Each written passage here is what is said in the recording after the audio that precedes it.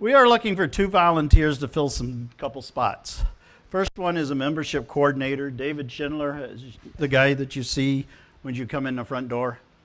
We need somebody to replace him because he wants to step down. And the next is Bill Schucott. He hands too many jobs around here. He's vice president. He does the class coordinator. He does the meetings here, sets everything up here, did the picnic. So we're looking for somebody to take the class coordinator from Bill that will do all of the shorty classes, the working classes throughout the year. Bill's still going to be doing the big programs, but we're looking for somebody that do the big programs. Okay. You'll do the classes. Okay. Free stuff in the back of the room. Please take whatever you want. Books, magazines, metal rack. We have some sanding discs back there that look like they're pretty good. It's in a Rockler bag back there. We don't take all of the wood pieces. They're going to be donated to the toys. I'm cleaning out one of my shops, and this is just extra stuff that I had that I need to get rid of. If you don't take it, it goes to Goodwill. Up here on the front table, we have an auction going on the circular saw.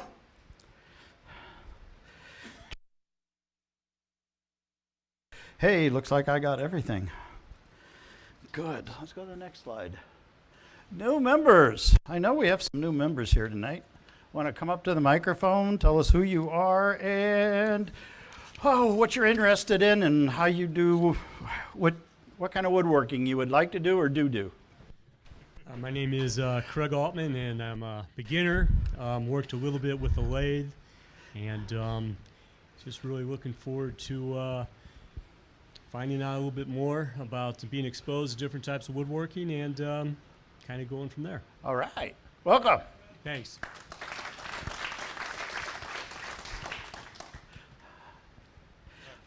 Hey everybody, my name's Jason Grozowski, and I own a resale business. So I'm always working on furniture, and I always need some skills. So I'm here for that, and I'm a guitar nut. All right. So I got the bug when I was like 12, and you just can't put them down. So me too. It's hard. I got a room full. Yeah, it's easy to do. Yeah. So all right, nice to meet you all. See you around. Welcome. Okay, I'm Rob Stout. I'm a friend of Craig Noel's, and he turned me on to this organization, and I'm going to be building a 12-foot table, a dining room table.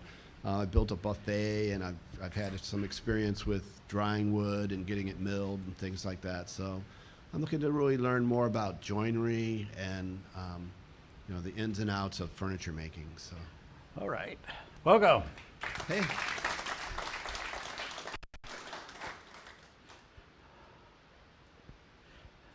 Anybody else?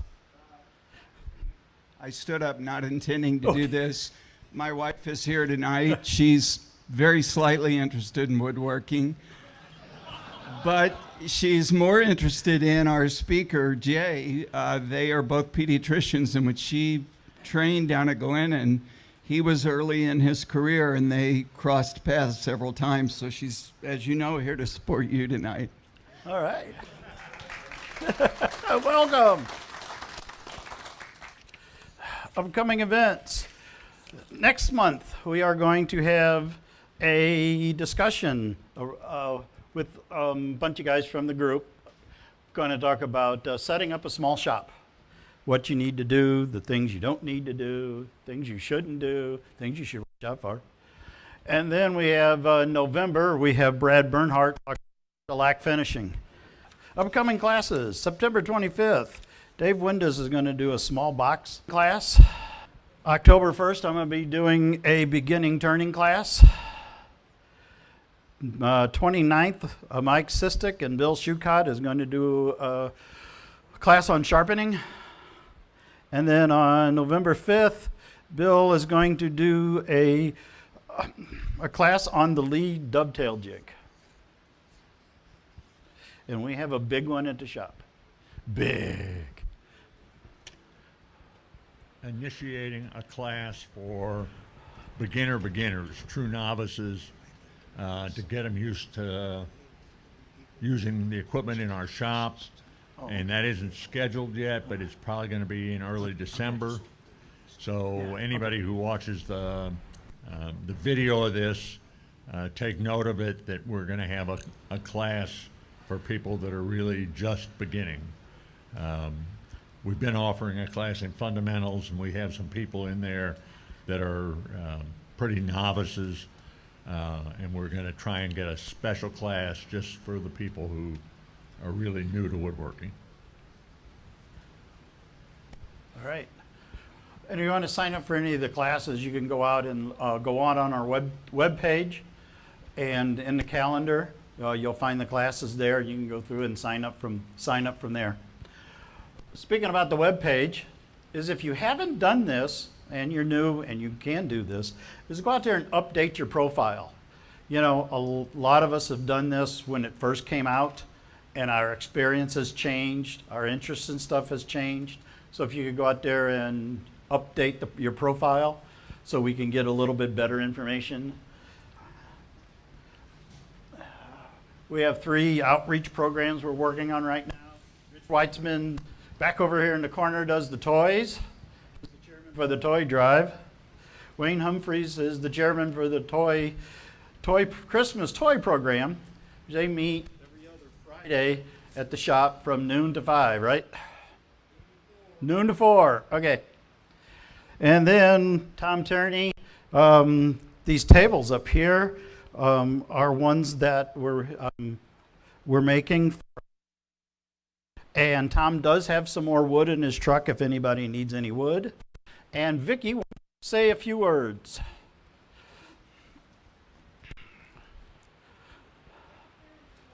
That's one of the places that I volunteer.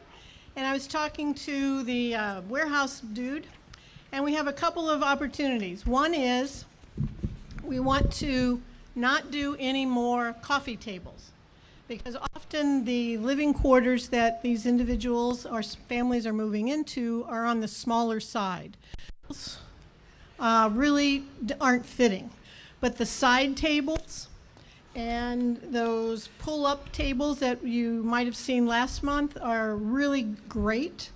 And also they are asking, in lieu of the coffee tables, roughly a 2-foot by 3-foot dining table or eating table, you know, just where you can pull a couple of chairs up to.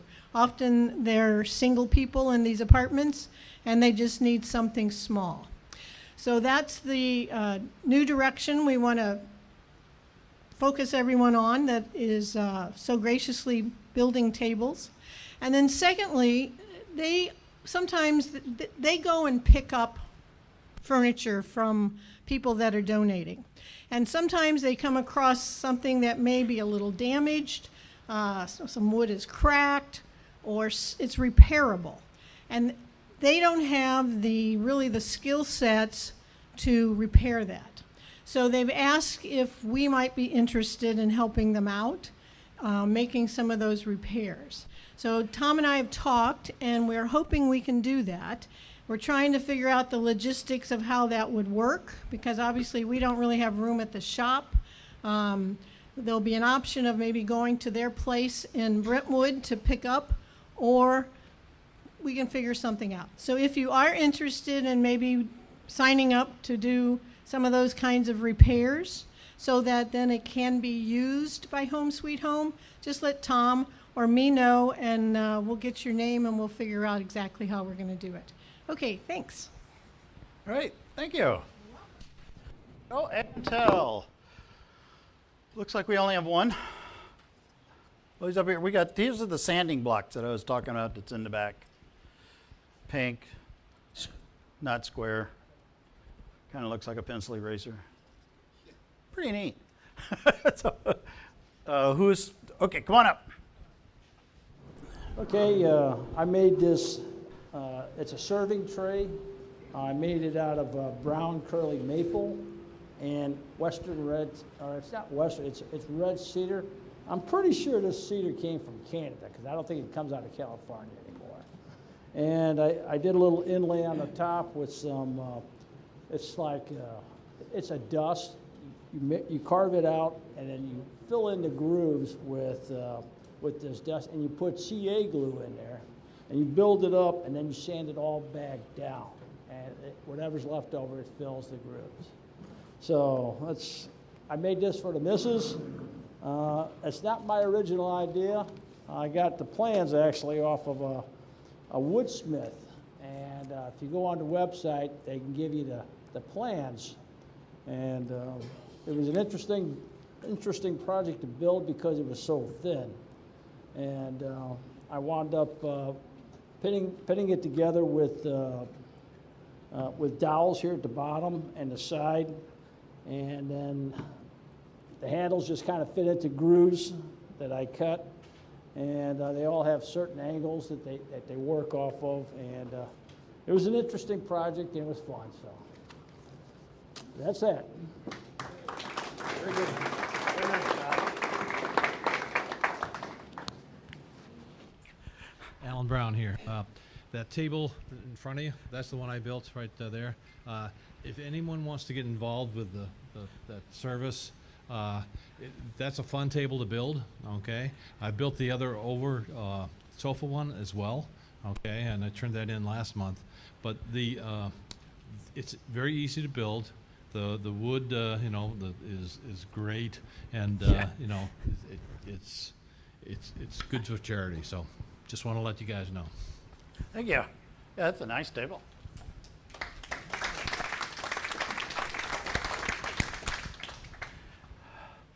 Well, here comes the guy that we all been waiting for about 3 months now, or 4 months we've been waiting for this. Jay, want to come on up?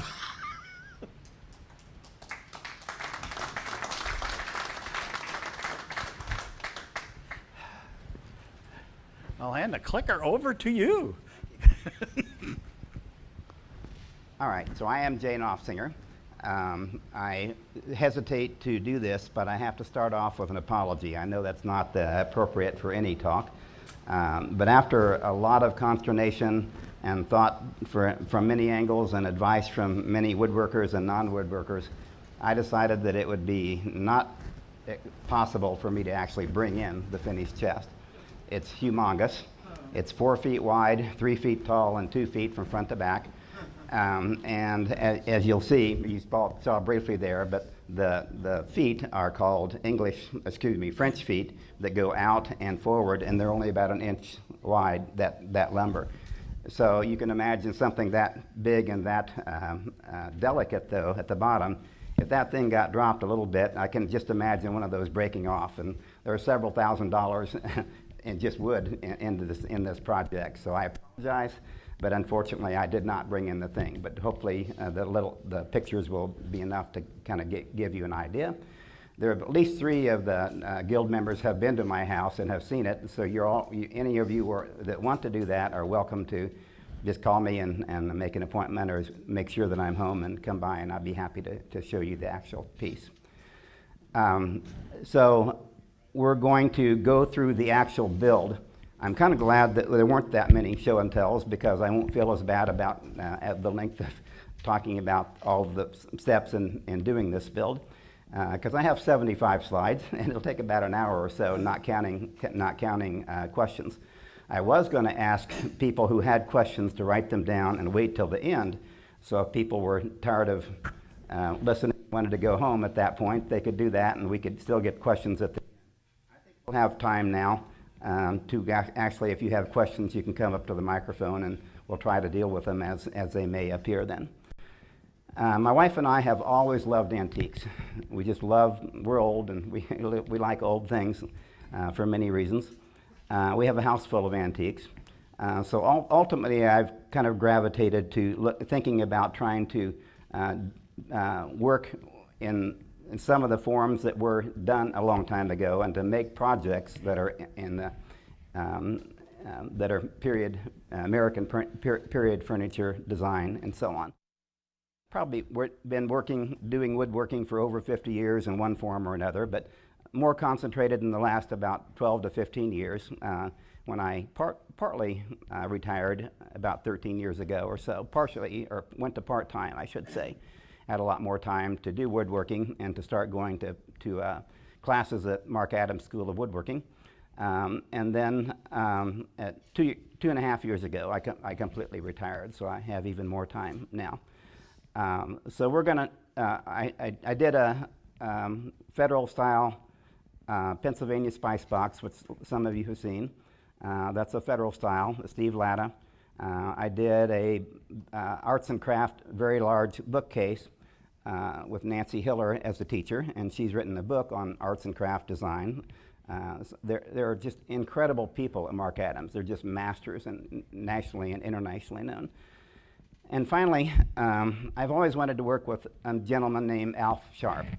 He comes to Mark Adams, or he has in the past, about every 2 years or so. He is absolutely a master in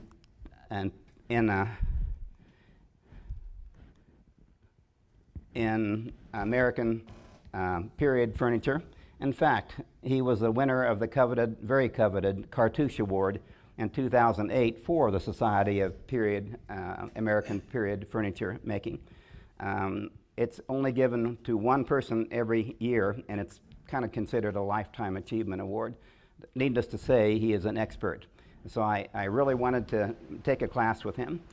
In 2017, I was finally able to do whatever I wanted to in taking classes. I didn't have to work on my master's and do, you know, a class in turning or a class in finishing or whatever. I could do whatever I wanted to. So I started doing classes that did have a project. Now, when you do a project class at Mark Adams, you're not going to leave with the project completed, believe me. There's a lot of homework and a lot of extra work when you get done. So in 2017, he was in the catalog for giving a class. The class was going to be on making a hanging corner cupboard. It was beautiful. My wife loved it. That's important. Being married for 55 years, it's kind of important that she enjoy it too. And I loved it. And so I even went to the point of doing the cut list. I had all my walnut prepared, ready to go. It was going to be the last class of the year. Actually, there are several classes at once. But the last classes of the year tend to be the last week of October, the first week of November. About a week and a half before the class was supposed to occur, I got a call from the school saying there just aren't enough pupils to justify having Alf come, so it got canceled at the last minute. So I was not too happy. He only comes every couple years. So 2 years later, he was going to come again. He was on the schedule. It was going to be the first class of the year, which tends to be the last week in March into the first week of April. And it was going to be a footstool. That didn't interest me too much, but at least it was going to have ball and claw feet, which Brad has made how many now? 20, whatever, a whole bunch of them. I hadn't done that, so I thought, well, at least I can learn that technique and so on. So of course I signed up. I didn't know how many years Alf would be coming to the school again. Guess what happened in March of 2019? COVID. Guess what? It got canceled too, so I'm back to square one. 2 years later, which was 2021, just a year ago, I look at the catalog again. Been 2 years, so Alf is going to come. And this time, we're going to make this bow front dresser. This is that was in the catalog, which I assume was something that he made himself. And the only thing I want to point out on this particular example is the fact that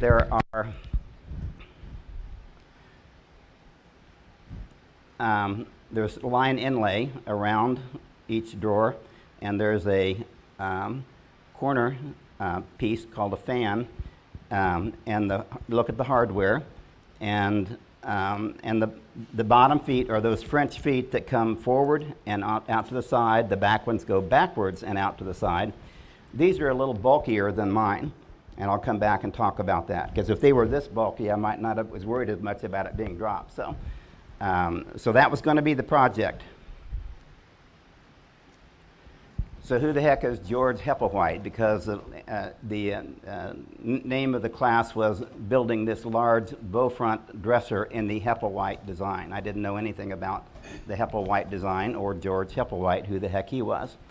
So look at his time that he was around, 1727 to 1786, so the 18th century. That period of time, in fact, the specific period of time within that period that was attributed to him for the design was 1760 to 1790. Now remember, he died in 1786, so keep that in mind too. Okay, this was within the federal period. The federal period is much larger. It encompassed several other periods within it. And that whole period was called also broadly the neoclassical style. So in the 18th century, in the 1700s, there were three considered masters of woodworking. First was Thomas Chippendale. I think most of you have heard of Thomas Chippendale and the Chippendale form and design and so on. Then came George Hepplewhite, and then came Thomas Sheraton. That was pretty much the whole 18th century, the 1700s. I learned along the way that if you want to get your name remembered for all of time, become considered a master in your design and so on in woodworking, you got to write a book. So most of these masters at some point in their career wrote a book, which is something that could, live forever, and that is what they became known after. Okay, so keep that in mind too. Here's the book. This book is considered the monument, his monument, George Hepplewhite's monument. Guess when it was published? 2 years after he died. So he didn't even publish this book. It's probably his widow and some other people that she got together to help her with it and so on. It was called George Hepplewhite, The Cabinet Maker and Upholsterer's Guide. And so it came out in 1788 with 2 revisions after that, the last one being 1799, 94, I guess so. And guess what? It's still available. So it's been reproduced and reproduced. So my wife did the searching for me and found it online, probably eBay or something like that. So I got a copy of it, and I'll start that around so you can all look at it. So somebody come up and grab this so you can start. If you notice, there's some loose papers in there, and if you open to that page, at least, you can look through however you want, but look at that page. There happens to be a illustration of pretty much exactly what this model is going to look like. So you can kind of see that it was, you could attribute it to his design work. So I think you can say, in fact, experts have said they don't think they have ever found not only not a piece of furniture, but not even a piece of wood that George Hepplewhite ever did himself. So he may not have actually been much of a woodworker, but more of a designer. Okay, but he still became known for his designs. So some of the things that are part of his design would include ornamentation, like the inlay and so on. That's one of the things he was famous for. Another was daintiness. And that come back to, remember the picture of the very kind of wide feet on the one that he did? Well, he ultimately decided that didn't really fit the Hepplewhite design, which is why he had us ultimately make ones that are much more dainty and so on. But those are at least 2 of the characteristics. So now you know as much about George Hepplewhite as I do, so which isn't very much. So if you go to a class at Mark Adams that you're going to do a project, the person who's teaching is going to give you a cut list. Well, there are cut lists, and then there are cut lists. Look at that stack. This is a little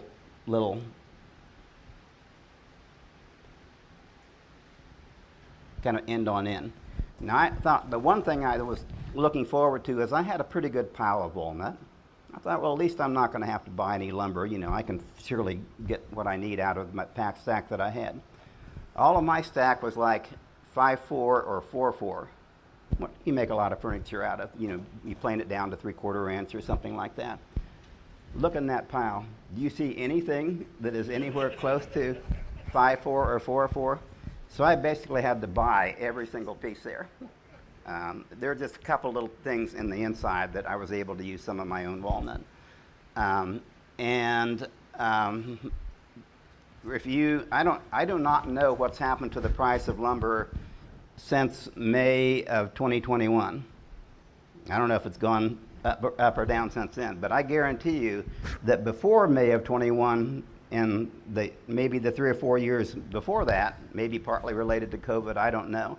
But boy, I hit having to buy this lumber at a really, really bad time. So incredibly expensive. So that's how we're going to get started. This is the rest of the wood. And so the only thing that isn't walnut in my case was the panel that goes inside a frame that just goes on the back of this piece.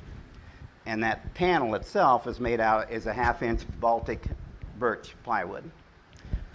The drawer bottoms, which go from there to there, it's kind of hard to see to the other side that they're, it's as big as the drawer bottom, is also Baltic birch plywood that's about 3/8 of an inch instead of a 1/2 an inch. And the rest of the lumber that is for the backs and sides of the drawers themselves is poplar. Okay, so this is a pretty big pile for a cut list, isn't it? Now, the top itself, which is the most visible thing on a dresser, you look at it, you see the top of the dresser. It's preferable. You probably aren't going to find a piece of walnut that's solid walnut that's more than 24 inches wide, that's in good shape. But at least you would like to try to have as few joints as possible. So I found a piece that was probably 13 inches wide, maybe a little over 8 feet long. That'll work. Now it's rough sawn, remember, so I didn't know what it was going to look like after it was planed, but it looked beautiful. It looked like it was going to be pretty wood. I was very disappointed when I actually planed it down and found so much sapwood. The white part is sapwood, and the other beautiful walnut is heartwood then. So that's going to end up being a problem that I have to deal with later on. So I kind of played around with my two pieces and decided if I ended up, because some people like that. Some people like it's a design feature. You leave it in there and so on. So I had these pieces together. You can kind of see a pyramid and some sapwood there, some sapwood there. I don't like that though, so I'm going to ultimately try to get rid of that. And I think it worked out pretty well then. Okay, so when we got to the class and we walked into the classroom and so on, this is a mock-up or a very, very roughly thrown together kind of design that Alf had done, just to show the techniques, kind of get an idea of what this is going to look like and how it's put together and so on. You can't see in this picture, but when it says bow front, these pieces of solid wood are 3 inches thick in the middle, go down to about 1 1/8 inches on the sides. Massive. I mean, just picking up one, and look, they're bigger and bigger. The bottom one is 8 inches from top to bottom. I mean, just that drawer front is very, very, very, very, very heavy. Then, obviously, this is not a finished piece. It's not going to end up being a cabinet of any kind. A lot of sapwood again. I have no idea what he did there because there's no way the heartwood's going to end there. So he probably glued a piece on the end just to have enough lumber then. Okay, there are 4 corner pieces, and they're originally square, but they ultimately are cut. A lot of it is cut off as waste to make the feet be able to go forward and to the side, like I talked about. Those are called French feet. And these are already smaller than the big one in that first picture that I showed you that he had done. I think ours are even more dainty and smaller than that. These two sides are hooked together with what are called blades. There's a blade, and so on. Except the bottom one is called an apron, which is wider. It's about 2 1/4 inches top to bottom then. They are connected at the ends by a mortise in these corner pieces and a tenon on the blade that fits into that mortise in. You're kind of picturing that? And then the side, those corner pieces are joined by 7/8 inch thick solid wood of whatever. We could have picked walnut or mahogany or cherry, or I forget what the other wood was. I picked walnut. I like walnut. And they're joined. The middle piece is just solid walnut, again, for me. and I think that I just have 2 pieces, and so they're glued up, and then they're glued to these corner pieces when they are shaped, but there's a spline, just an 1/8 of an inch spline in between the corners and the middle section that goes all the way through.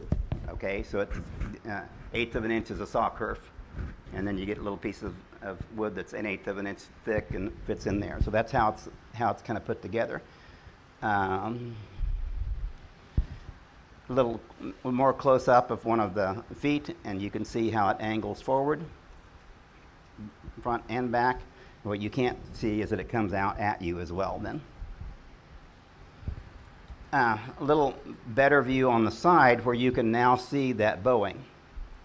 Now, you have to bow the drawer front, and then ultimately we're going to bow the blades in there to match the fronts of the drawers, so they all end up being in one piece. These blades are put in their mortises and stick forward to allow them to ultimately be cut down to having that same shape, the same bow shape. So they are sticking forward out of the frame, where the rear ones you'll see in a minute are sticking inwards because there's no reason for them to go back. They should come in, so they're going to be helping to support the back of the drawer when it's put in place. There's a picture of the back, and you can see the blade in the back goes forward, so when a drawer is in place, it's going to sit, the back of it will sit on that blade. You also notice that these 2 blades, front and back, are going to be connected, not part of the structurally important, but just to be a surface for the drawer to slide on. Therefore, they're called runners on each side. Notice that they don't really fit tightly that way. And the reason for that is there is a mortise in the blade and a tenon on the end of those runners, but the cheek of that tenon is such that it leaves an extra maybe 1/4 inch total, 1/8 of an inch on each side. The whole purpose of that, a lot of you have maybe been taught and know that wood is going to flex. It's going to expand and contract depending on the humidity and temperature and so on. It almost always does that in this horizontal direction.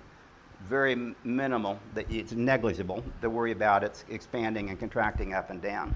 So you got to do something. The bigger the piece, the more you got to take into consideration it's going to do that, and you don't want your joints to break and so on. So that's why this tenon fits inside a mortise, but it's a sliding fit. It's snug, but it can go back and forth. Therefore, it can go back and forth and allow that expansion and contraction of the sides in. There's a more close-up from the front looking towards the back, where you can again see these side runners, and you can't really appreciate here the fact that they're not a tight fit there. They can actually go back and forth. Okay, here's one of those corner pieces that we talked about, which initially is a square. There's some distortion in the picture there, but trust me, it really is a square to begin with. And you're only going to end up using whatever, that 1/8 inch or something like that for the size of this corner piece. And the rest of this is waste. That's all going to be cut away. That's the only way for you to have that the French feet end up being part of those corner pieces. Extremely important from this point on that you mark everything. You mark, because believe me, even though you carefully make everything and you fit it and it fits perfectly with a lot of work, it may not fit in the next mortise. So you got to have the blade, bottom blade is always going to go in the bottom mortise, and so on all the way up. So this, from the beginning, marks this corner piece is the right rear. I mean, you can do it any way you want to of marking it, but it's extremely important that you know where that piece ends up going. It's really easy to get confused and then make your cut on the wrong side, and that was, of course, would be disastrous. This also shows that spline is just like a simple saw kerf on that side, because this is going to be facing inward, right? Where that's going to be facing this. These are back pieces, and so this is going to have the side section in there, hooked together with the spline like we talked about. a better picture, and chalk is a good thing to mark with. I know it rubs off, but that's kind of the idea. It's a lot easier than even a pencil mark, as you might have to do more scraping or sanding to get that off. So that's just a chalk line. And that's also a back piece. So it's just sitting there kind of by itself. And these mortises and tenons have been done. And there's a lot of dry fitting that goes on. You get something done and you kind of put it together. Gluing is a long way down the line here to make sure everything fits properly. These are the better dimensions. So you can see there's going to be a top that eventually goes on there, just sits on the top of the structure to begin with. There's a 3/4 overhang of this top all the way around. The blades are 7/8 of an inch thick. And the I guess it doesn't show here. I forget what the actual top and bottom, but ultimately, including the top, it's about 3 feet tall. The drawer openings for the drawers made by blade, and the space in between is the height of a drawer. And you can see the top one's only 4 3/4 inches, 6 1/8, 7 3/8, and 8. So they are getting larger as you go down and heavier. And the inside diameter of this opening is 41 1/4 inches. The outside diameter is 43 1/2 inches. So what's that come out to? What's the difference? 2 1/4? Yeah, there's a 2 1/4. Is therefore, but that's times 2, or that's double. So it's really only 1 1/8 of an inch. The actual corner pieces that end up being a square only about 1 1/8 of an inch. Therefore, the feet are also that dainty, if you want to use that term then. The side panels are about 18 1/4 inches by 33 3/4 inches. Okay, I will not tell you that we hand chopped the mortises. So we were not period specific in doing that. There is a hollow chisel mortiser at the shop. So if you haven't seen it or don't know where it is or how it works, you have all seen at least a drill press. So you know that a drill press has the bit facing down, and you pull the lever down, and it's going to come into your wood perfectly perpendicular to the wood if the wood is sitting on a flat surface, this way and that way. It's great to be doing holes that are going to reproducibly be straight perpendicular instead of a hand drill that you're trying to eyeball that it's going to be straight. So I love the drill press. A hollow chisel mortiser is like a drill press, except surrounding the round bit that's in the middle, it has a housing that's square that's very sharp on the bottom end. Okay, it's like a chisel, built-in chisel, surrounding the middle drill bit thing. So the round is going to be hogged out, the biggest part of it. Then those square outsides, very sharp, slide down with most of the work already being done, and make that round hole into a square hole. Is that fair? Kind of understand that? I don't know how little the littlest one is, but I have a bench or a floor model also. I think mine goes from 1/8 of an inch to a whole inch. I could make a whole inch square hole. There are 2 wheels on the front of this thing that can make this whole setup go right to left or front to back. The front to back one, when you're not, it's already set up here, so maybe somebody's already started to pull it down. But before you do that, you want to make sure that the mortise is located exactly where you want it. So let's say it's going to end up being in the very middle of this board. This happens to be a blade, and this is the inside of the blade that's going to be facing each other, and therefore that's where that runner is going to go. The runner will be in this mortise that's being made there. You identify the front and back of the mortise, and so you adjust everything so that not only is it in the middle, It's in the very middle, not only at the front of the mortise that you're making, but also in the back. So you can go use the other thing to go back and forth this way, and you can make sure that it hits exactly where you want it both times before you make the first cut. Then you set the depth, and just like with a drill press, you pull it down, and it makes that square hole, but it makes it exactly how deep that you want it then. And then you gradually work up to the other end of your mortise and so on, and it's going to be perfectly square the whole time. Now it's a rectangle. The mortise is now a rectangle. You could do the same thing with a drill press, just with a round hole, and just make a series of round holes close enough together, and then you have to get out your hand chisel and square up the edges. So this makes it a lot easier. Now the other mortises are going to be in those corner pieces, and this is a tenon that's going to fit into that other mortise then, though. So these are the 4 corner pieces that have had those mortises made in them. Okay, so this is going to be the bottom, and this is going to be the top. There's a mortise for a blade, 2, 3. Now the bottom piece is not called a blade, it's an apron. So remember, it's thicker. It's about 2 1/4 inches thick. The master, the teacher, forgot that there's no apron on the back, so he just had us go ahead and make those same arrangements on all 4 corners, but the back corners end up having a space between a blade and the and the bottom of the mortise that we made too big. So I'm blaming that on Alf. So. And we didn't know what we were doing to begin with, so we didn't picture it, and so we couldn't point it out to him until it was already kind of done then. I don't know if you can see, but hopefully concentrate on this chalk line. And as it comes down here, it comes forward, and the back of it. So that's the foot. Can you see that from back there? So that's scrap. That's ultimately going to be taken off with a bandsaw. And then you're going to do the same thing on the back of it so that you're down to that 1 1/8 inches and so on. Does that kind of make sense then? So there are several things about this project that I was scared.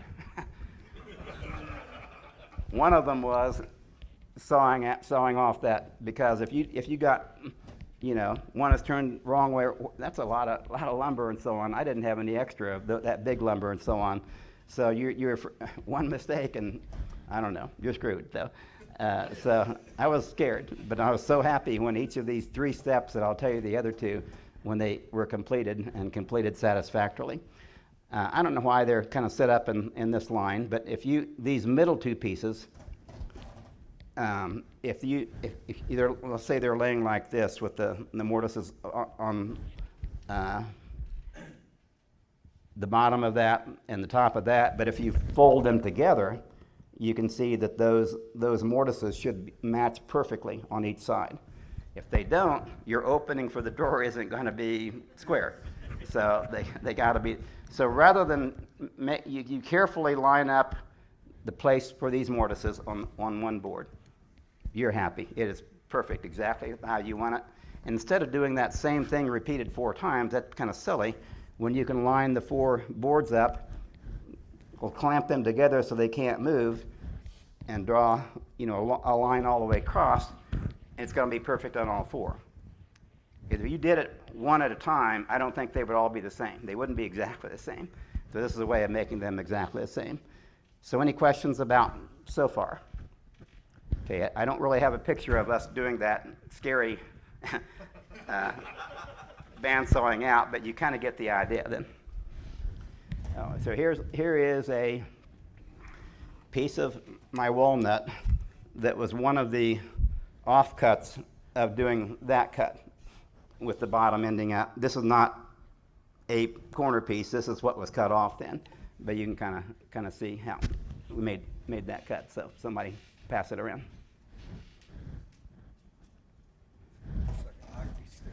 It is. This is Doug Dale. He's an incredibly important person at Mark Adams School of Woodworking. He's kind of our Dan Coleman and Wayne Watson. He is an absolute expert at anything mechanical. He knows every tool in that shop, and he is responsible for keeping everything sharp and keeping it all adjusted. And you know our shop. He's probably got 12 or more. There's several buildings even there and so on.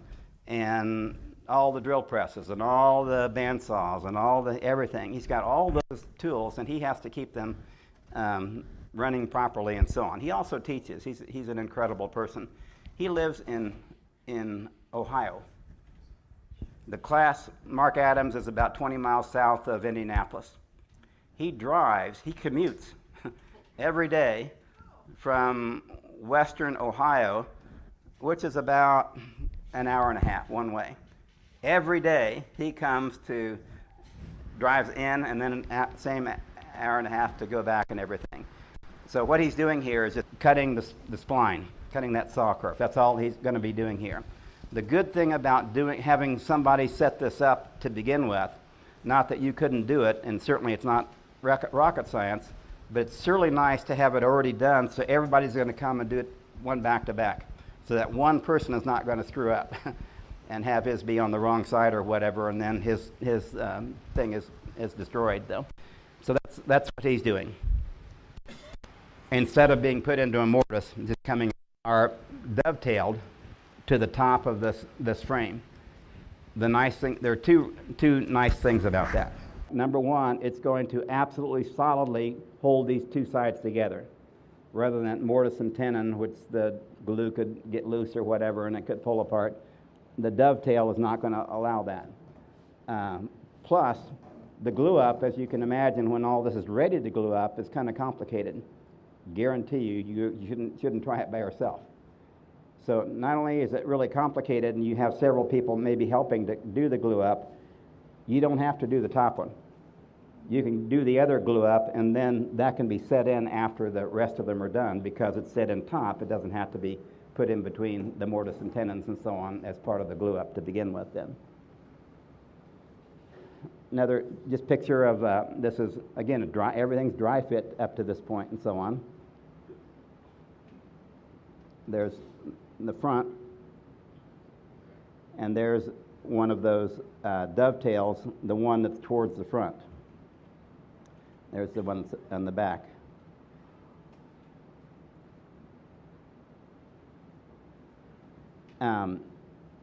Part of dry fitting is to lay one of the sides in place on the floor. Now remember, those feet are going to be projecting towards the floor. So it's better to have something moldable like that or have a piece of wood underneath it so that isn't going to have pressure on it. You picturing what I'm talking about? So you don't want to have it, and that was even carrying it in the car. Another worry of mine of having to be able to have it not be sitting right on one of the feet then. So if you get everything dry fitted on the bottom, then you can take the top side and sit it on top, again having help of having people put one of the tenons in each of the mortises and so on to help put it together. A little more close up where you can see the insides have that mortise to accept the side drawer runners. I didn't bring in my shoulder plane, but that's what this is called, a shoulder plane. Hope you've been taught that if you're going to make a mortise and tenon, you make the mortise first, even if you do it by hand. Because if you make the mortise first, especially if you're going to use a hollow chisel mortiser, it's going to be perfect. And so you don't want to make the tenon first and then have to try to make the mortise to fit the tenon. It's better to make the mortise first and make the tenon to fit the mortise. Now, so when you're doing this, you make the tenon just a smidgen bigger than the mortise so that you can work up to that final dimension by using something like this.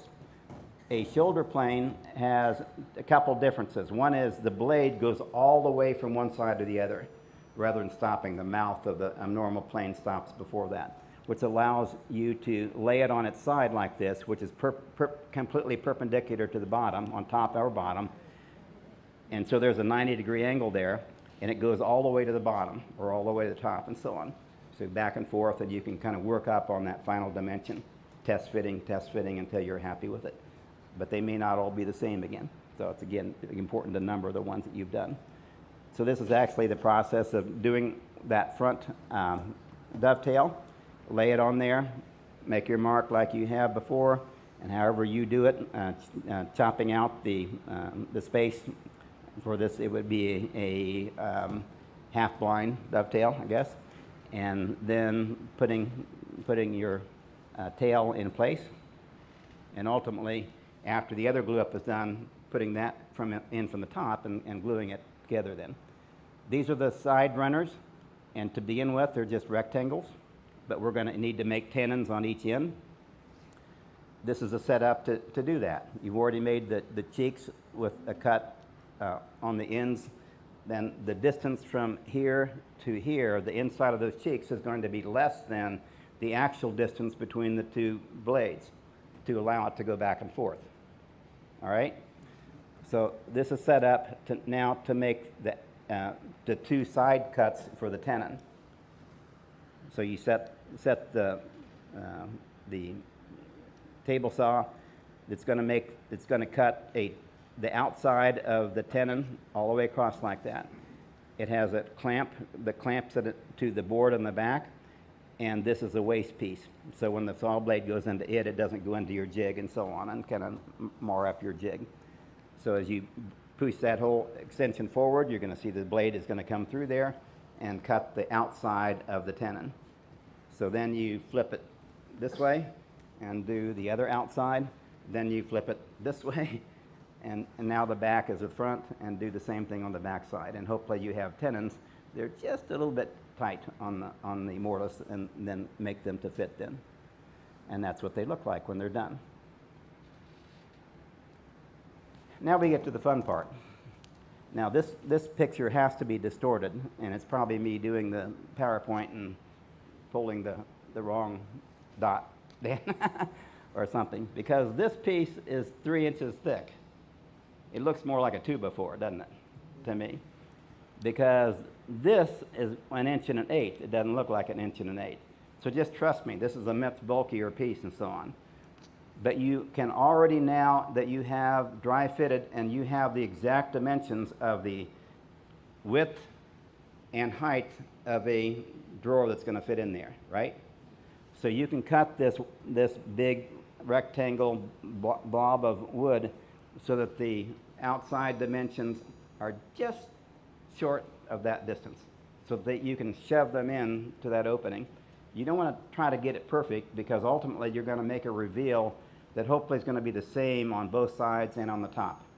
Let's say a 32nd to a 16th of an inch or something. 32nd if you're really good, but you don't want to do that now. You want it to just barely be able to get in there. But you want it to get in there. But we got to make the bow on the front. Okay, so there's a pattern that you can lay on there. And the reason I don't have one of those, I'm going to show you a kind of a bow front here, but it was really cutting the apron, not one of the drawer fronts, because this isn't as wide even as the top drawer. But you'll see. In fact, why don't you can go ahead and let's pass that around. So this is not one of the drawer fronts. This is the apron, which is cut in the same manner. In fact, here's the other one, which is cutting one of the blades that isn't an apron. It's the outtake. That's the cutoff pieces and so on. You see how big they are, and that's the approximate angle. So again, it's going to end up being 3 inches, or 2 5/16, whatever the biggest you can get. Now I don't have a cutoff for one of the actual drawer fronts, because we got so close to the front that it ended up being 2 pieces. The cutoff was 2 pieces, because you're picturing that then. But you get the idea with the bigger cutoff there, except that isn't big enough even for the top drawer front. So that was the apron being cut out, and the other is one of the blades being cut to match then. Okay, well, a bandsaw is not going to cut a perfectly smooth line around there, so we're going to have to do some work on it. So here we go. So we want to make the outside diameter, and the bottoms of them should all be already matched. Okay, so if you set all the bottoms, and it doesn't really matter which the little one on top and big one on the bottom, whatever, it doesn't really matter. But you want to set them side by side like that on a flat surface like a tabletop of the bench. Clamp those together, making sure that the bottoms indeed are all touching. So the bottoms you got taken care of. They're all going to be the same height then. What we're going to have to do is to make all these tops, which were individually bandsawed, to end up being identical, the tops, because they're not going to be identical to begin with. So this is done by using a hand plane. This looks to me like more of a number 4, like a smoothing plane. I used a number 62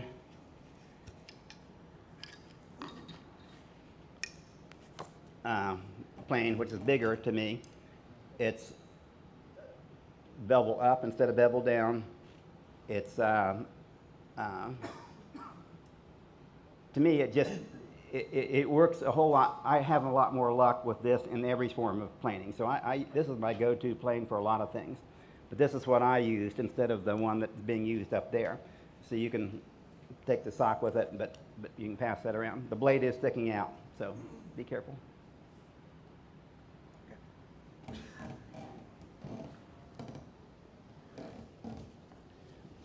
There is another plane that's actually made for doing this kind of a thing.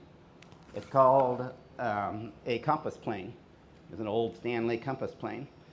So this bottom can be adjusted to a curvature, either concave or convex, by pushing this knob. So I'll pass that around. Isn't easy.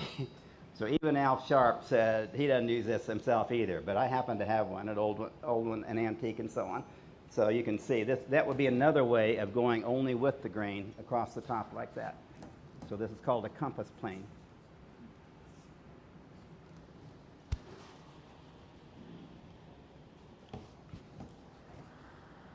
So doing this, just doing this, getting the tops all level, and not level, but bowed equally and symmetrically and so on, I'm pretty sure it took 6 hours, 3/4 of one day to end up having them look more like that. We end up using a scraping plane, or end card. You could use card scrapers. And finally, we were allowed to use sandpaper a little bit at the end. But you're picturing the whole idea now. Now we have 4 drawer fronts that are the same except their heights. Different heights are to fit in the different spaces in. So now, if we're going to dry front or dry fit again, we can use those to begin with. Now we have to make the blades that same bow. Okay, so if you set one of the drawers, so let's say this is the top drawer, and we're sitting it in where the very end of that curvature, which is about 1 1/8 from the back of the actual board, is even with the front of one of those corner pieces. You see it kind of matches right there? Same on the other side. Now, if you want to make sure that it's more likely to not move when you're marking, you can go ahead and clamp the top blade to the bottom blade just to make it even a tighter fit and so on. So then, it's simple. You put a pencil up against the bottom of that top blade and just go you're making your mark all the way. And you take another pencil and you mark the top of the bottom blade and so on. Each one you put in and so on. So now all the blades are marked to be able to bow them exactly the same as the drawer fronts. You with me?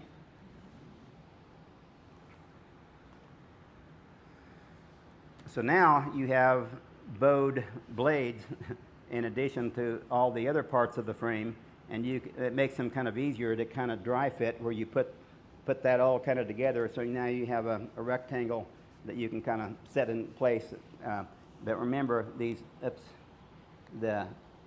the runners, you can see they don't really, it doesn't hit, it's not tight, so it can go back and forth. So you have to kind of adjust that as you're putting it in. So this is ultimately, I think this is there were only 5 of us in this class. One of them actually was taking the class for a second time. And I swear, when we got done, The dresser was nowhere done, but I think we were still ahead of him after him having spent 2 weeks to that point. This guy, I called him he was a go fast guy, which I'm not a go fast guy. I like to think and so on. In fact, I didn't do any of my dovetails until I got home. I just liked the peace and quiet and my ability for me to think and so on to make sure things are going well. So I'll explain that in a second, though. So I think this is his actual dry fitting for the final actually gluing up and so on. Again, not a one-man job, so you really need help to kind of put this together. Now, notice that everything except the outside of the dresser that you see is a secondary wood. We talked about secondary woods. Now, the only thing that I had was 4-4, 5-4 lumber, so I was able to make all of this out of walnut. I could use some of my own walnut and so on. This is not my dresser ultimately. That's somebody else's who ended up taking a lot of pictures then.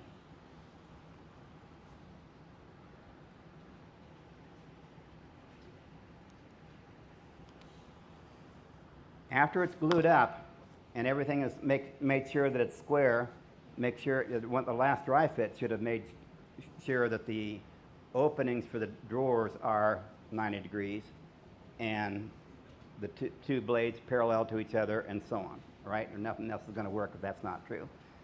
After it's actually glued up, then we went ahead and made a little biscuit down from the top on the inside of those side pieces.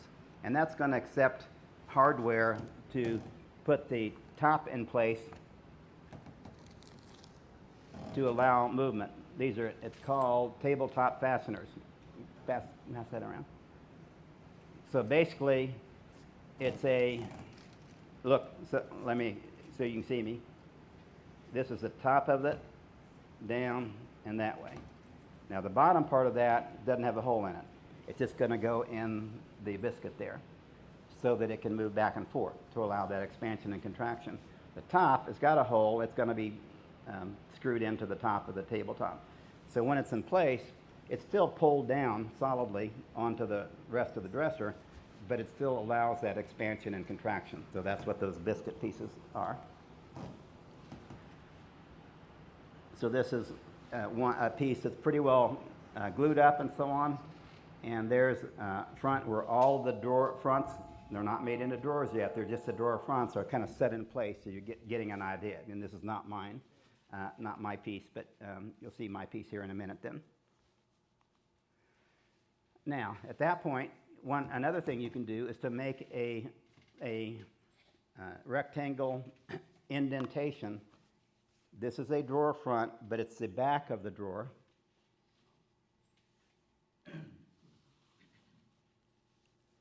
So the bow part is on the other side. This is the flat back of a drawer front. This is the bottom. So I'll explain what we're doing this for in a minute, but we're going to make this is going to be cut out on the back bottom of each drawer front, but it's the back of the drawer front. Just keep that in mind, what we're doing. And it was done by a router with a jig and so on, with the center marked on that and the center marked on that. So they're all going to end up being in the very center of these drawer fronts, but the back side of it then. Okay, that ambitious gunner that I showed you, that was one of the members. He decided to volunteer to have Alf demonstrate the making of one of the drawers and putting it together with dovetails and so on. So he ended up scrambling ahead. So this is Alf demonstrating the making of the dovetails for a drawer. So I'm not going to go into details and so on of doing that, because all of you, if you either already know or you're in the fundamentals class and so on, there are multiple ways of making the tails, about how you saw them out and so on. This is obviously not a drawer front, because the drawer front would end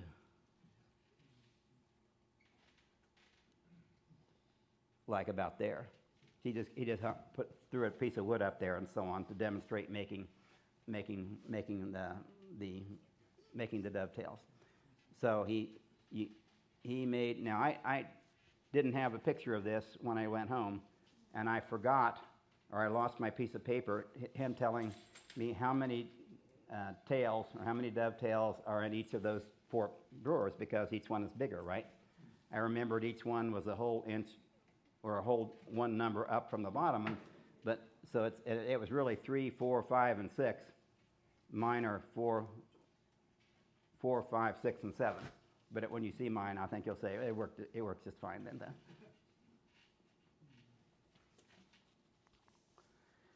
So there are these pins now. This is a half-blind dovetail, so you've made openings for them for the pins, and you've been able to put the tails into the pins and so on. There is what did I say? The drawer bottoms are 3/8 of an inch. So a 3/8 of an inch dado is put into the drawer front backs and the side and back pieces of the drawers facing in, so that the drawer bottoms are going to fit into that dado. Okay? So this is one kind of being at this point, it's just dry fitted though. Now, I don't understand, I don't remember why he said he wanted the backs to be like this, which would be a through dovetail, but with the tail sticking out the back. I don't understand that. I didn't like that either. I didn't see any reason for that, because by making this, by making the side pieces a little bit longer and having the back end up being back to the back. In fact, I even made them half blind and had a 1/16 of an inch still left over on the back of my back piece. And I'll show you what it looks like at the end. So mine looks a lot cleaner than that when the drawers are put in place and so on. So anyway, I don't remember why he said that he did them this way though. Jay, Yes. go back to that. Did they leave the dovetails protruding like that? Yeah. So anyway, I mean, you could make it through, but still have it even with the back of the thing. Then you could have seen it, I guess, from the back. Nobody's ever going to see the back anyway, because this is, put in place behind the thing. No, that's what we did. That's how he did them and so on. Jay, I have a question. Yes, sir. Did you go ahead and radius cut before you cut the mortise? Say that again? Did you do your radius cut before you mortised for your dovetail, for your half-blind dovetails? Because you took off so much material in your 7-hour planing. Right. Because it seems like while that board is square, it would be easier to clamp it and cut those. With the exception of making that radius cut if you had to remove a lot more after the bandsaw. You understand what he's... I assume that was the reason. But we didn't. The bow was already made. When I took mine home, it looked just like that other picture. It was, the drawer fronts were already like that and so on. I hadn't made the dovetails. I did that at my own house. In my vise, where I'm clamping the drawer fronts to be able to make the pins after I've already got the tails made and so on, then I had a circular kind of thing that fits into the clamp that allows it to be clamping. It doesn't have to be flat on the back. I could have, though, taken the cutout of what was cut off, and that's a little, glad you mentioned that, because that's a little key. Don't throw away those cutouts, but they could end up coming in handy in a glue-up or in a something else like this, where you'd rather the other side still be square.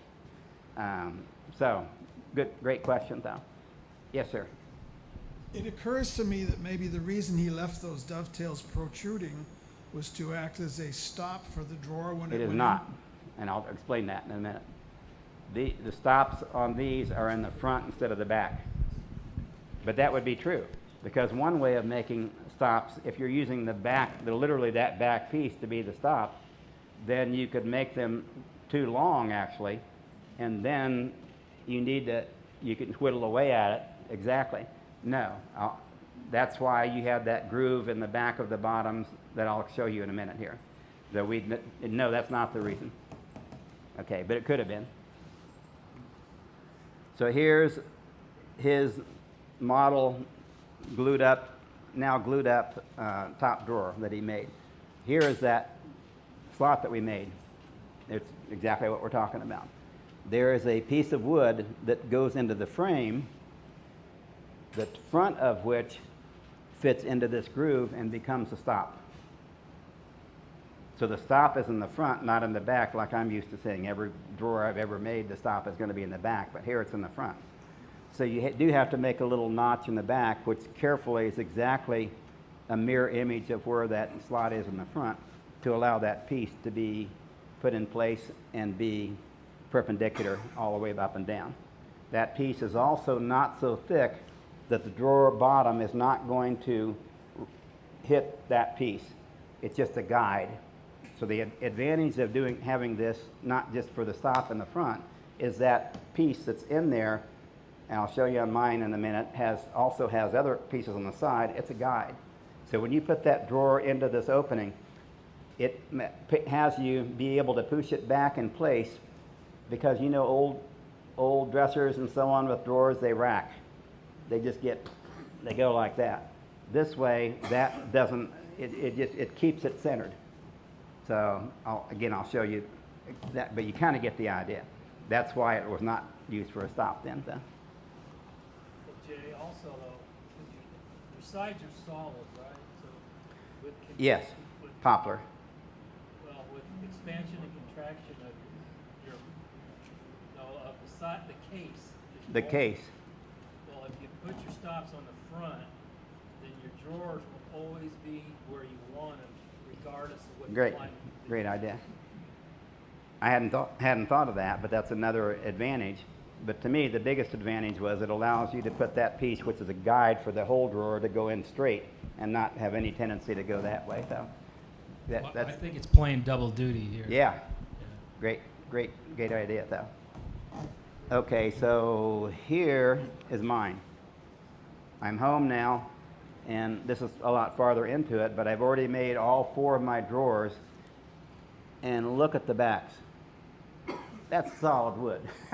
There isn't any dovetail sticking out the back like that, and I even gained a half inch of drawer space inside. No big deal, but I just think it's a lot prettier, even though nobody's ever going to see the back like that. But now you can see the back of that piece that's mounted to the frame, that ends up being mounted to the frame in the front too, which is a stop in the front. In the back, it just has to go all the way out, so it becomes a guide for the drawer all the way front to back. So this is my piece. That's my back. Okay, so the frame could be made out of that secondary wood again, but I happen to have it all, I had my own walnut that I could use, so I made the frame out of walnut still, and I'm going to end up staining the Baltic birch in the center so that it doesn't stand out, although it's in the back, so you aren't really going to see it.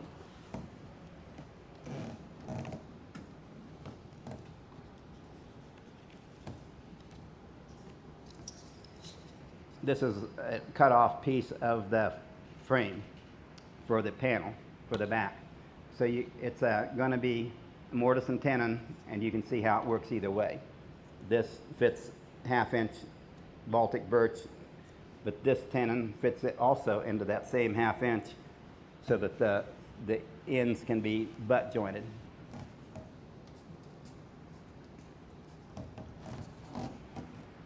So instead of a miter joint on the end, you can do a butt joint, but it's mortise and tenon all the way around. This is as I'm actually making the individual drawers. This is my piece again. I don't know why it has this extra smudgy line or whatever. Doesn't look like that to me, or pictures to me in the past, but anyway. So as I made one, this is a perfect time to do my final fitting. I get it all glued up and so on, but now I am paying attention to, I want whatever I've decided the reveal is, all across the top and across the 2 sides, and by planing, hand planing and so on, or let's say the top blade isn't straight. Thought it was, but let's say it's a little lower in the middle. I can hand plane, just the middle of it and so on. You can't do that with a putting it through the regular saw, but you can do that. So, and ultimately, obviously, I'm trying to make sure now that that drawer does indeed fit and go all the way to the back, and I can adjust this as well to make sure that it stops exactly where I want it to, and that it's centered and so on, to have the drawer go in straight. So the one side is touching, but the other side isn't. I can adjust that center piece and so on. That's when I had 2 done. I think I sent you a picture, Dan, when I got to the 2 done. And there's all 4 done. Now, look at the bottom 2, especially drawer fronts. Do they look like the top 2? I love air-dried lumber, especially walnut. It is beautiful. When you kiln dry walnut, it makes it bleached. It makes it a lot lighter than it was to begin with, and it's just not as pretty to me. And it's not even reproducible. They steam it to try to decrease that and so on, and that's going to be a little problem in my finishing then too. But so even these 2 were probably a different board than those 2, and they were even more bleached and so on. It wasn't the same board probably, but that's kiln dried lumber, where mine is air dried, and so what I was able to use and so on, which was not much, it's different, and that provides a finishing issue. The top is put in place. It's a rectangle to begin with. One of my buddies that was beside me, who's a CNC guy, when he got home, made this circle, plexiglass, I guess, or acrylic of some kind, that's exactly 3/4 of an inch from the outside to the inside of the little circle in the middle. Remember, I got to have a 3-inch overhang all the way around. So I could take a pencil, put it in, and push it up against the top edge of the circle. This is against my piece that I'm centering off of, and go all the way around so it slides along like that. You keep your pencil on the top. You make a mark 3/4 of an inch away from all the way around, even when it's bowed and even when it comes out on the side and so on. So I thought that was pretty ingenious. So I've already done that, and I've cut out the top. There's my top. I got my problem again. So this is my top. It has been screwed into place and so on, but I still have the problem with the sapwood and the there, and there, and so on to deal with, and I don't like it, so I'm going to try to get rid of it ultimately. Now I'm getting ready to pretty up the dresser, so I'm going to do line inlay, kind of like that first picture, rectangular around each drawer front, about 1 inch in from the sides. I got some new holly inlay. There was a place called Domex, and it was really wonderful to deal with the owner when I'm calling. And he personally went out and checked and found the best peak of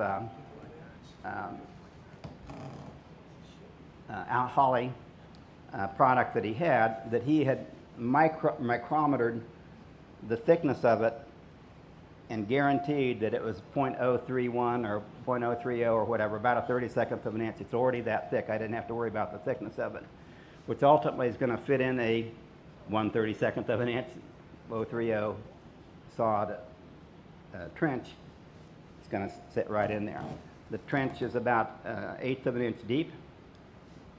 When I slice off the pieces of the holly, you make the 1 inch square, and then you can slice off pieces about 3/32 of an inch wide. So it's going to stick out the top a little bit when I lay it in place, which is good because you do not want it to be below the level of the surface, the final surface, because you can't really fix that. But you can chisel it down and make it come down to the level. I also wanted, I wanted one piece across the top and one piece across the bottom, which means I had to have pieces of holly that were at least 4 feet long. So that's why I had to go out and get some more of them anyway. That's you see me, I've already kind of cut pieces out that are going to end up doing that. So here's my piece. That just seems more distorted than, so I'm not sure does that look like it's hyphens from out there? Stitches. Well, it doesn't look like that really, and I don't know. It didn't look like that on my when I did the PowerPoint that I can think of. So there's that line. Oops. There's a line inlay, which is all solid. There, that's why it had to be 48 inches, and then the one on each side, again about an inch in. I made my other inlays out of maple burl, so a little figured, not as white as holly, but still a lot lighter than the walnut. And I won't get into details, but I'm not sure I really was pleased. To make that, you have to make it thicker. So instead of just being the veneer, it's really 3-ply. So on the back of it is some giveaway, nothing wood, and you do one piece this way and another piece that way, kind of stiffen it up, glue them together. So you can see. So that's maple burl veneer that's thickened up. Here's one of my pieces to make a fan on the end, cut out of that. The way to make the piece, here this is one of the fans. So I consulted Steve Latta. Instead of me, I was going to consult Don and have him see if he could do that on the CNC machine or something, which probably would have worked just great, and they would have all been exactly the same. But he said, you know what, instead of making them all individually, start with a circle. So I cut a circle out that was 2.5 inches diameter of the circle with my Steve Latta string inlay. So it's like a compass with a saw on the end of it instead of a pencil on the end of it. So you're picturing I'm going to cut out a circle, and therefore the edges from there to there is 1.25 inches. The sides of this piece. It's a circle now, okay? All I got to do is quarter it now. So it's kind of like a compass. It's got a hole in the middle. So if I put a straight edge across it, making sure that that little hole is in the middle, is somewhere on that straight edge, I can slice off, and now I got 2 halves, and they match each other. And then I take a square and put it again right at that circle, and make a 90-degree top and bottom. What do I got now? I got 4. That one circle will make 4 corners like that. Now he said to go ahead and put string inlay around the circle to begin with, which is what I did. Seemed like I could have also done it the other way then too, and put it on just like I would do it to make any kind of circle with string inlay. So I did. So that you see that one that's being passed around, it has a little piece of string inlay on the radius part of the fan there. Okay, so it's also I made the groove to begin with. I sawed that rectangle thing. So when I'm going to do the side pieces, the corner pieces like that, and I have them all made now, and I have them excavated out so they fit in with the top being even with the top of the piece. I make them just a little bit proud, meaning I actually pull them into that line, the sawed line, just a tiny bit, just a 1/64 of an inch or whatever, so that when they're done and glued in and everything, now I can take my same saw and I'm basically sawing off that 1/64 of an inch or so on, and there, if there was any variance of it being 90 degrees, that's going to end up making it 90 degrees. I don't know if that's fair or not, but if you kind of understood what I was talking about doing.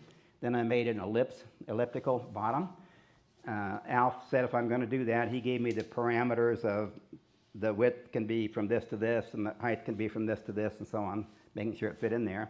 So I had my 7th grade teacher daughter use a computer and print me out pictures of various ellipses of the various things that fit in those parameters, and I set them up there. They were just made out of paper, and I chose the one that I wanted, and so on.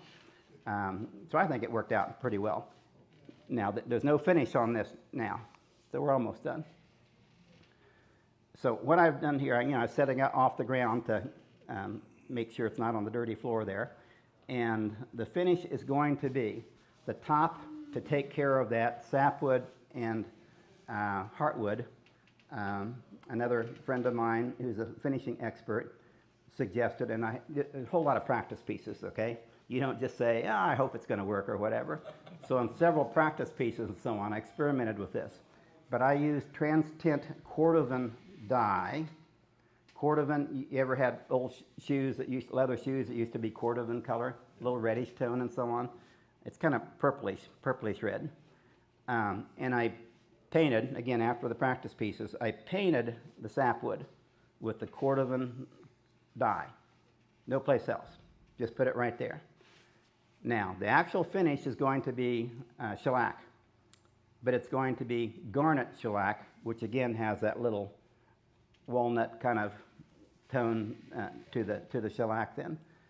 So the top right now, you can't see the top, but the top has had that dye on the sapwood.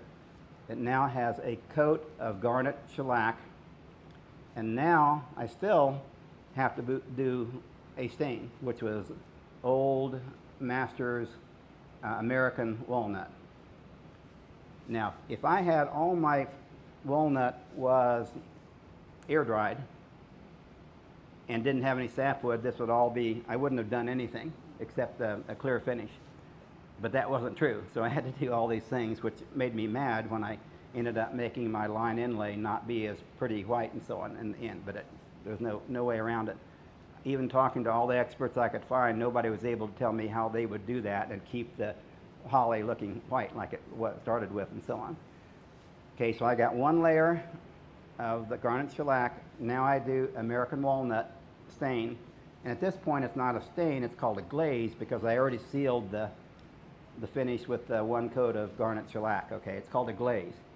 And wipe it off and everything. I'm already really thrilled now that it looks, that sapwood went away. I'm very pleased. And here's, I probably have 2 coats now of garnet shellac on top of the American walnut stain and so on. I think it's looking pretty good, although you still aren't seeing the top, and you'll appreciate that in the final slides in a second then. You with me? Now I just slide the drawers in place that are not stained, but you can kind of see how they look. The garnet stain and so on did make that, is going to make the inlays have a little orangish color, but if you look at that piece that's being handed around, it's got a little orangish color kind of in it, so it wasn't just the shellac that did that though.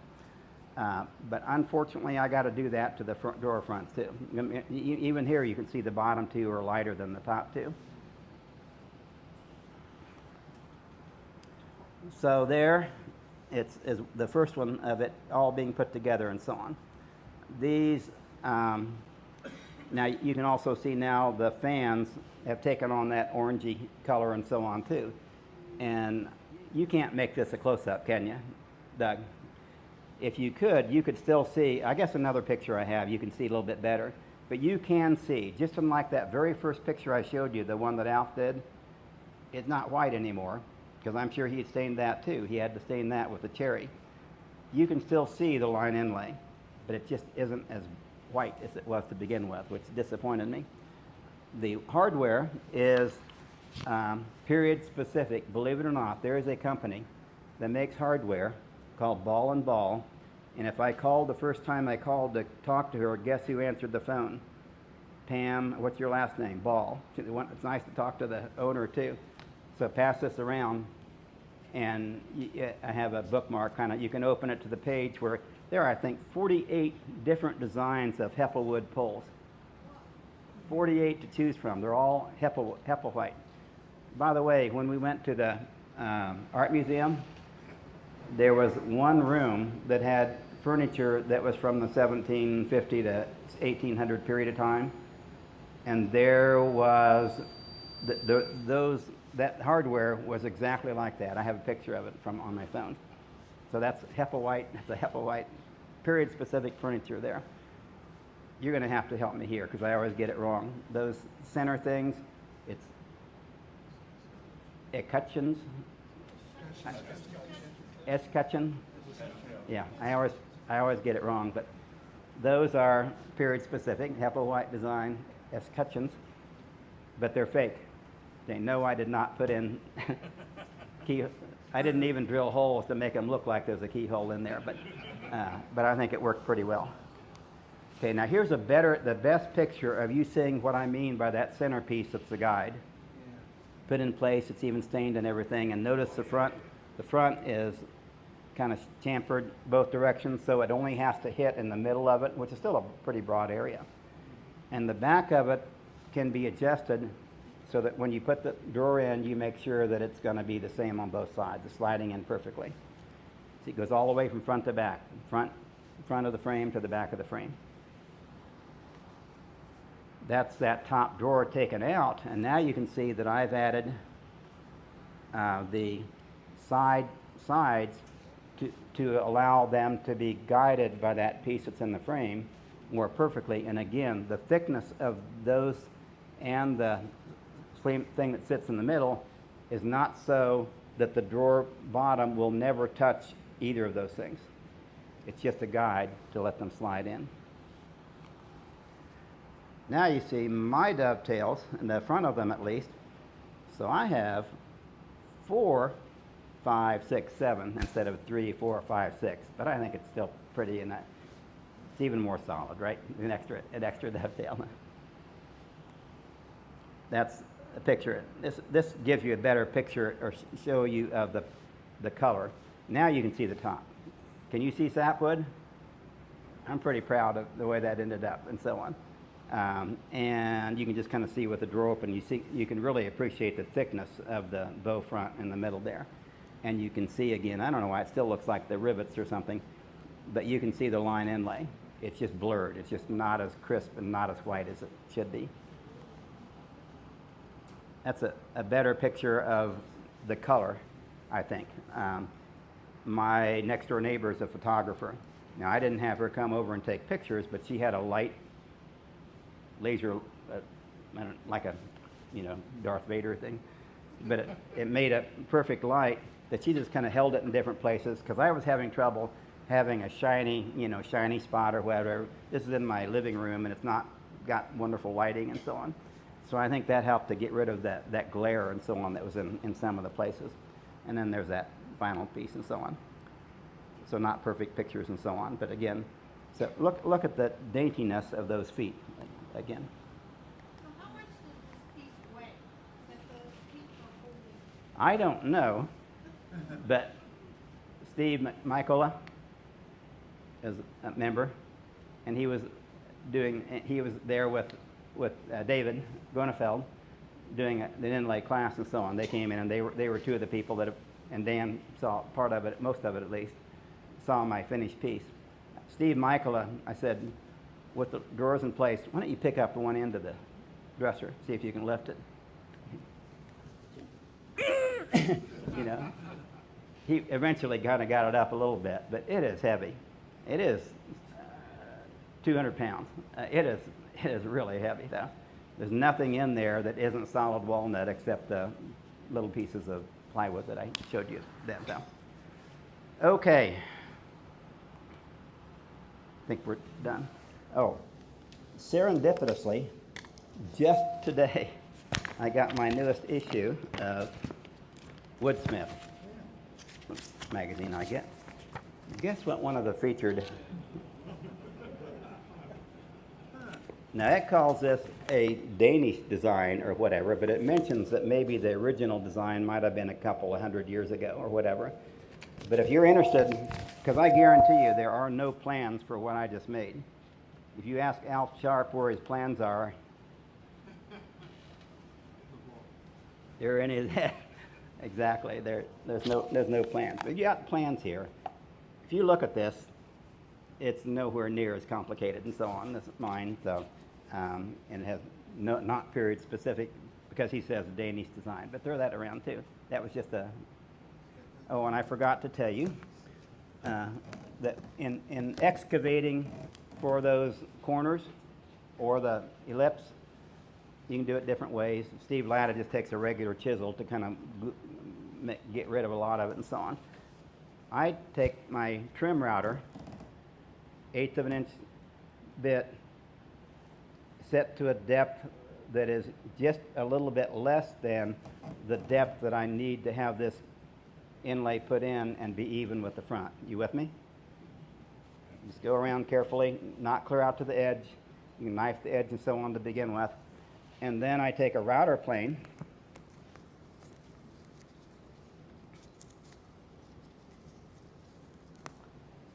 If you don't know what a router plane is, this is a small version. There's a large one too. It has to touch on both sides, the same as the router itself has to touch on both sides, or you're never going to be able to control this bit and so on.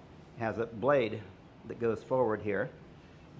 I set it to the depth of my final depth, and after I've hogged out the big portion with my router, it's a nice flat bottom now.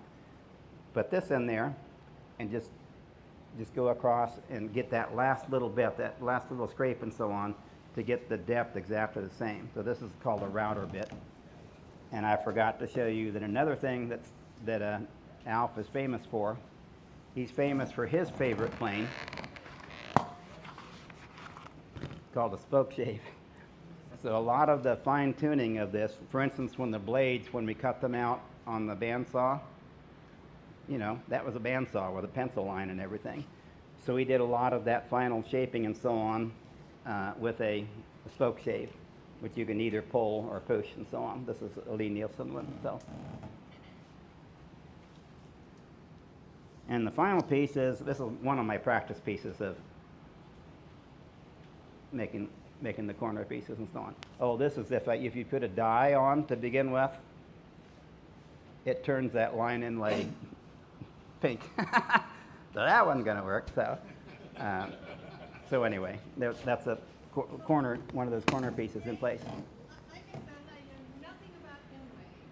I've never done it. Yeah. Probably will never do it. But my question is it even possible to take your inlay material and coat it with some sort of sealant before you put it in so it won't take stain when you finish?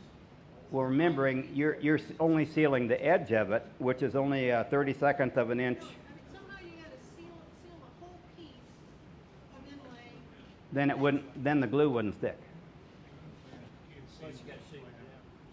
Yeah, I got to shave it down. So whatever it sticks out on the top, I got to end up making go away. You can't put the stain on and then smooth it out. You got to do your sanding and scrape. Well, I'll never do inlay. I never found anybody who could get rid of that problem for me. Dan. Will you address your application for your shellac? The application? Yeah, how did you do it? You spray it, brush it, add it? You'd have to make your own. If you got a sprayer, you'd have to make your own, because you can go to big box Home Depot and buy Zinsser shellac. You can get it in regular or amber. You cannot get it with garnet. So to do garnet shellac, you have to get garnet flakes and mix them up, 1 pound, 2, whatever. And so you have to have it, then you'd have to you have a spray gun to put it in to spray it on. I brushed it on. It dries really quickly. So with shellac, you're going to talk about that in a couple months maybe. But it's good, but that makes it less likely for you to get dust nibs and everything, because it dries. It's alcohol based, so it's going to dry very, very quickly. So I brushed it on. You're careful to always have a wet line, so do it quickly. You know, if you're going to go across a piece like that, don't let one edge dry before you get to the other edge, and it dries pretty quick and so on. So as long as you do that, it levels out just like polyurethane. But I wanted to make mine more period specific, so shellac would be an old finish, and I'm pretty happy with it. So just 3 coats of garnet shellac. Yeah, I was wondering, how did you blend the trans tint? When you always had that problem with walnut, the same thing you have, where you've got that sapwood. How did you blend it so it, when you put down the trans tint, don't you kind of have like a line You know, there? that How didn't do you seem blend it? It was okay. I did not try to tape off, because the sapwood piece is not going to be perfectly straight edges and everything. Right, right. I did it with a little like a glue brush. I just Really? I did that, and I just I followed the edge. okay. I did that first, and then did the rest of it. By hand, okay. So- So it wasn't some trick with alcohol or some such thing? No. So Okay. it worked. I think it worked fine. So All right. Thank you. yeah. How did you get the transient to match the other walnut? Say that again? How'd you get the trans tint to match the other walnut? It was all the things put together that made the sapwood end up matching the heartwood. It wasn't just, when I was done with the trans tint, it looked purple. The white now looks purple. So it was a combination of that plus the garnet shellac plus the American walnut stain, which is a glaze now, that ultimately made them match. Next question. Was there any consideration for cutting out the backs of the drawers so that they weren't 3 inches thick, but a uniform thickness all the way around the curve? Then you would have had trouble. You would have to do different kind of plan of attack, for instance, to make that groove to fit the drawer bottoms in and so on. No. I mean, the ways, there are three ways of making something curved.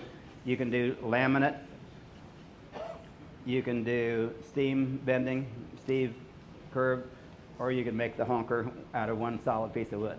And the front of it's what's bent. The whole piece isn't, so. Third and last question. And I wanted it to be heavy. So No, I couldn't lift it. You got that. The sides and the top have the grain running the same way. Yes. Why'd you need to use the tabletop cleats? Because it still goes front to back. And But they both go front to back. I don't think you can say, though, that the top and the front are going to expand or contract exactly the same amount. Maybe theoretically they should, because both of them would be 7/8 of an inch walnut. So theoretically, any expansion or contraction might have, but you still needed to do that, though, because the thing that's helping with the expansion contraction of the frame itself is the fact that those runners are loose. They still let it go like that. So you still have to have something to allow the top to also go like that. Even if it's exactly the same as the sides, it still needs to be able to expand and contract.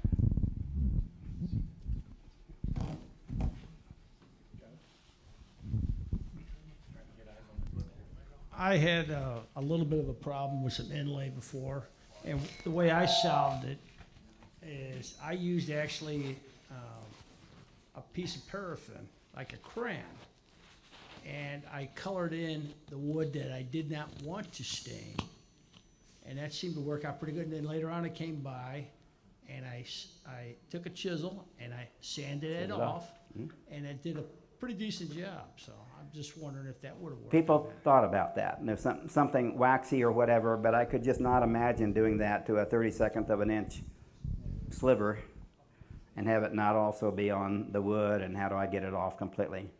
I was afraid to try something like that.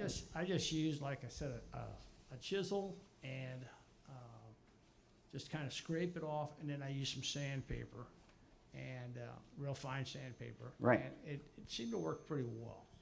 I'll get on a practice piece. Yeah, I can We'll try it. understand why you practice with it first. Oh, absolutely. I'm just saying that worked for me. So. Thank you. Yeah. All right, any other questions? Yes? Why did you do your inlay? He's going to have the microphone first. Your drawer dimensions, your depths, you said 4, 5, 6, 7, but they weren't exactly that. Was there like, okay, one dimension and 10% more, 10% more? Or how'd you come up with your? You mean, was it the golden? Yeah, that type of thing. Did he have a rule? It's what Alf had already worked out. Yeah. To be the period, whatever. But I think it looks symmetric. It looks pretty. Right. They were on that one slide that had the chalked on the chalkboard. I didn't know how you came up with those dimensions. I did not come up with the dimensions. Al did. Okay. So I assumed they were proportionate, that they would look good, and they were period specific. So, since he's got the Cartouche Award, I think he's. I'm just curious, Jay. Why did you do the inlay at 1/32 of an inch? Was it just more of a challenge? I mean, You mean the a 16th thickness of it? Yeah, a 1/16 of an inch would have been Because relatively Steve small, too. Latta says that string inlay looks too sloppy if it's a 1/16 of an inch. Oh, He okay. thinks a 32nd of an inch. Now you can get that his tool with a saw that's as a 1/16 of an inch or somewhere in between. He thinks that properly done string inlay should not be thicker than, or if you're a metric, or the .031. Anyway, that's why. Dan's making some beautiful furniture that's gonna, your string inlay is gonna be wider? A little. It's gonna be 32nd. It will be, okay. Initially, I think he was thinking about it being a 1/16 of an inch and stuff. Though. Any other questions? All right. Sorry, it ended up being an hour and 20 minutes. So thank you for your attention, though.